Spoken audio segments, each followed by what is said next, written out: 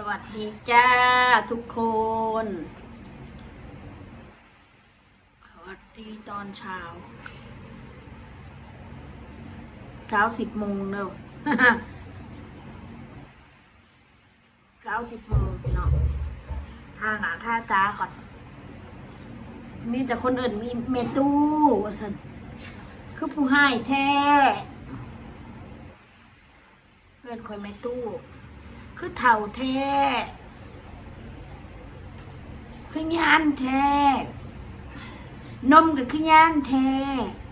หน้าก็คือเท่าแท้อายุ36 ปีสำคน70 บางอีกอะอายุ36สำคน80สำยังกระสร้างกูดอกกับเพชรงามคือสูเนาะสูน่ะมันคนงามกูน่ะมันคนขี้หายคนงามก็ไปอยู่ส่วนคนงามอย่ามายุ่งกับคนขี้หายคนดีก็ไปอยู่ส่วนคนดีอย่ามายุ่งกับคนบ่ดีคนรวยก็ไปอยู่ส่วนคนรวยอย่ามายุ่งกับคนจนคนตกอับแบบกูนี่ได้บ่ มันต้องมายุ่งกับกูดอกพ่ออันโยนกระป๋องแป้งให้แม่นะคะอยู่ในบ้านนอนนั่นแหละข้างนอกเห็นไหมปุ๊กสีเขียวน่ะอยู่คนละซัดคนละส่วนกันอย่าก้าวไก่กันนะคะเพราะว่าอันนี้หาคนถูกคนจนคนขี้ไล่คนเฒ่าคนผู้ให้คนตกอับคนบ่มีเฮือนอยู่คนไล่ที่ซุกหัวนอนโอเคอันนี้คนไล่ที่ซุกหัวนอนคนนี้นะคนบ่มีหัวนอนปลายตีนคนเล่นอนคนนี้ค่ะถ้าคนที่มีหัวนอนปลายตีนก็อย่ามายุ่งกับคนจนเถอะเดี๋ยวเสนียดมันสิติดโตไดบ่ย่านเสนียดติดโตบ่ทางนี้บ่มีหมู่บ่มีพวกอีกบ่ครบว่าซั่นซะบ่แม่นบ่ครบหมู่บ่ครบจ้าเพราะว่าบ่ม่วนเพราะว่าเป็นคนที่เอารักเอาเปรียบคนก็อยู่นี่จ้าเป็นคนบ่มีหมู่ครบเด้อบ่แม่นข่อยบ่ครบคนเด้อพี่น้องหมู่บ่ครบข่อย ไม่มีใครครบข่อยนั่นญาติพี่น้องก็รังเกียจพ่อแม่ก็บ่เอาคนนี้หั่นรวมอยู่นี่เบิดจ้าเพราะฉะนั้นแล้วก็อย่ามายุ่งกับคนนี้นะจ้าคนนี้มันเป็นอีบอดีได้ไงอีนี่มันเป็นคนบอดีเข้าใจบอสู้ดีสู้กะดีไปสู้อย่ามายุ่งกับคนบอดีเดี๋ยวเสนียดมันสิติดสู้ได้สู้วิญญาณเสนียดติดสู้บอสู้มายุ่งกับกูหน่อยเท่ากันถ้าสิว่าก็อาจจะแม่นความสู้หั่นแหละกูมันคนถูกเนาะกูบ่แม่นคนมีเงินที่ไปซื้อของมาบำรุงเจ้าของปานนั้น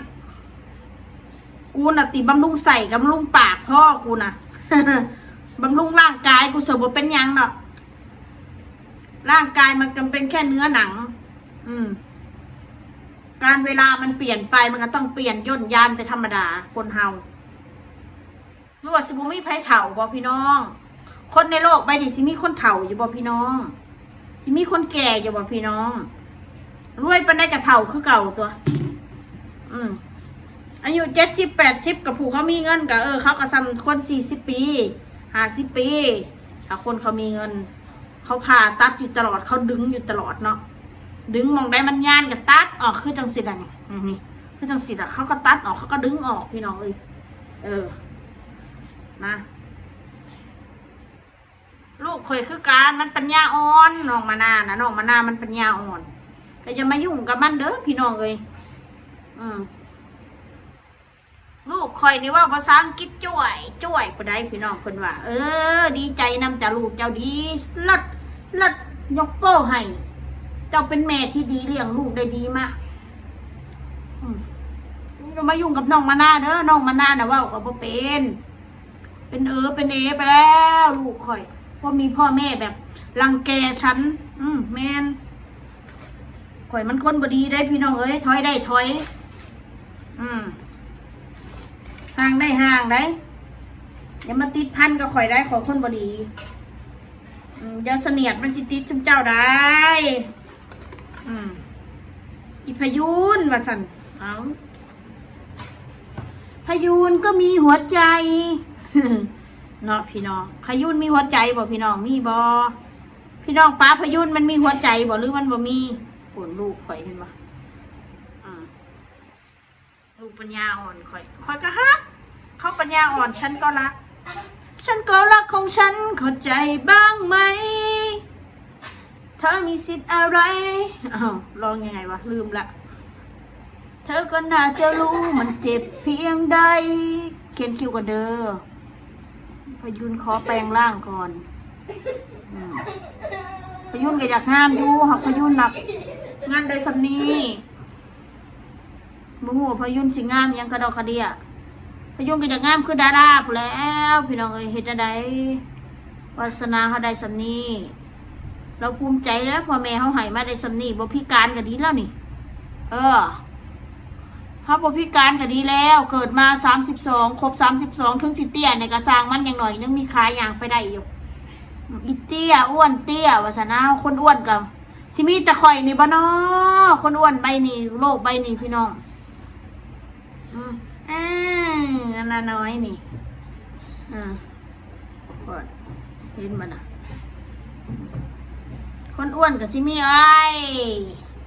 ยังดูดขวดอยู่ได้อยู่เพื่อนนี่ดูดไปโรงเรียนก็คือว่าบ่ได้ดูดมาแล้วก็จับแต่ขวดเลยดูดอยู่หั่นล่ะเจ็บแต่พี่น้องโอ้ยเป็นสิวอยู่นี่ตั้งแต่เมื่อวานได้ยินแล้วก็ปฏิบัติด้วยเด้อได้ยินแล้วก็ปฏิบัตินำคนใดมักเว้าสุคนดอกอันนี้บุลี่คนตัวเองสวยหรือยังสวยแล้วล่ะค่ะอย่าไปบูลลี่เขาว่าคนอื่นเขาตกอับเขาเป็นคนจนเขาบ่มีสีแดกตัวเองมีแดกหรือยังมีเพียบพร้อมหรือยังถ้ามีเพียบพร้อมแล้วก็นอนอยู่เฉยๆไม่ต้องไปทำมาหาแดกนะนอนใช้เงินบาทเก่ามึงอะไรถ้ามึงรวยแล้วก็เลยเขียนคิวกับบ่เป็นแล้วบาทนี่พี่น้อง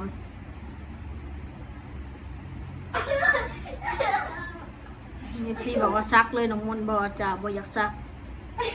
บ่มักก็บ่มักยังที่มันเป็นอันนี้ถึงเขาสิซักงามก็ตามบ่มักคนมันไม่ชอบสักเนาะพี่น้องเนาะต้องเห็นอะไร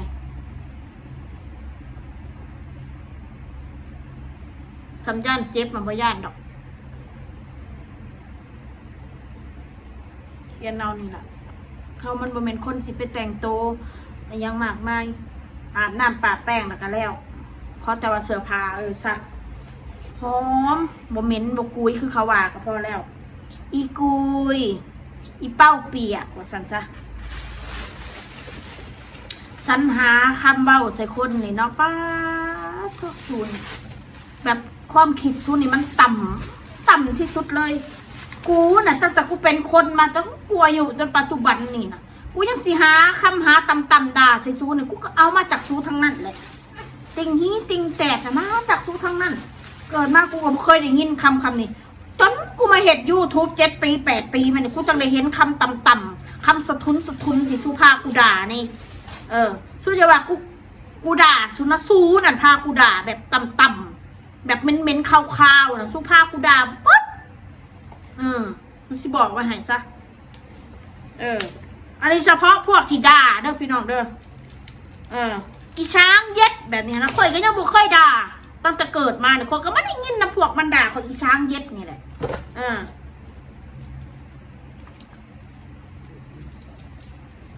ตั้งแต่เห็ดคลิปมานี่บอกตรงเลย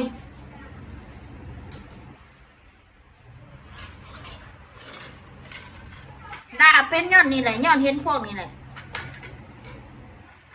ไม่ได้นะไม่โทรศัพท์นี่แม่ห้ามเลยแม่ไม่ให้หนูเล่นเลยนะคะลูกเสาร์อาทิตย์ไม่ใช่จะหยุดโรงเรียนแล้วเล่นมือถือไม่ได้แม่ไม่ให้เล่นเลยจะไปตามใจไม่ได้นะ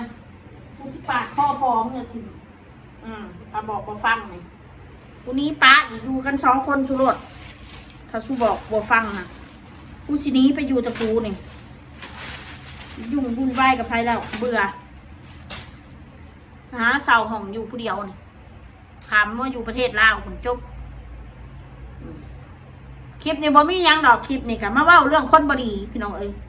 คนบดีในอีนี่คนบดีเด้อพี่น้องคนบดีนี่อีนี่บ่มีหัวใจมันบ่มีเด้หัวใจมันเป็นหมักหินเป็นขี้หิน